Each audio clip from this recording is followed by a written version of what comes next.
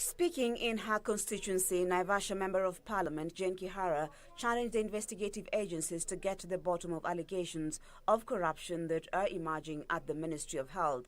The lawmaker for the once procurement officials at the Kenya Medical Supplies Agency, KEMSA, grilled over alleged loss of COVID-19 funds. We are hearing in the radio how some counties do not have enough facilitation to cater for COVID-19 patients. They don't have oxygen, they don't have ventilators, and yet all the money is being eaten in Nairobi. This is very sad, stealing from the sick.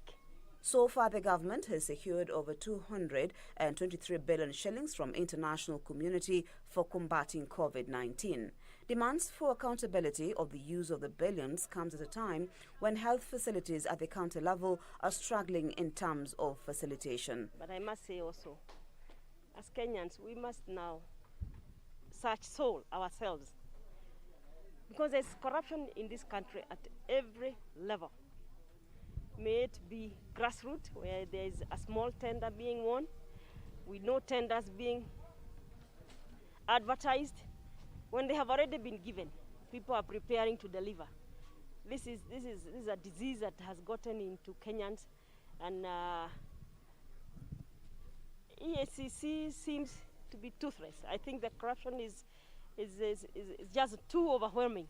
Similar questions on accountability were raised in West Pokot by Kapenguria Member of Parliament Samuel Moroto. Moroto called on donors to stop giving loans to the government since the monies were being misappropriated. Wakati mna nini jambo naulizwa mahali, kesho yake hiyo mashini zimeenda kuharibiwa.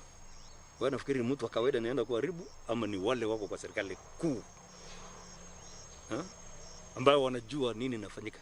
Na lazima kuna protection kutoka juu. Na tukisema juu lazima tujue ni nani. That's why I want to tell my president, who is also a friend. Unajua hata babangu naweza kuwa rafiki yangu, sasa tukisikizana naye. I want to tell him to come clean. Sisi hatuhesabu kina Raila ni opposition. Na hata yeye ndiye hata akifanya kitu gani mbaya anataka kuharibu serikali ndio aingie. Tunasema they are always the alternative government. Lazima wapige domo wafanye nini namna kuingia. Lakini hii nao wao umepewa kasi. Hata mimi niliapishwa nikiwa mjumbe wa Jubilee. Hii COVID wakati inaendelea, hata hujapika domo, hata hujauliza ni kwa nini. Kaa kwa napika na zungumza, kaa kwa naongea. Nafikiri mnaambia pika tu debe kama ile unakongea watoto kengele ndio wakimbia darasa. A recent report by the Health Ministry on utilization of COVID-19 funds showed that 42 million shillings was used to lease ambulances, 4 million shillings went on tea and snacks, and 70 million shillings on communication.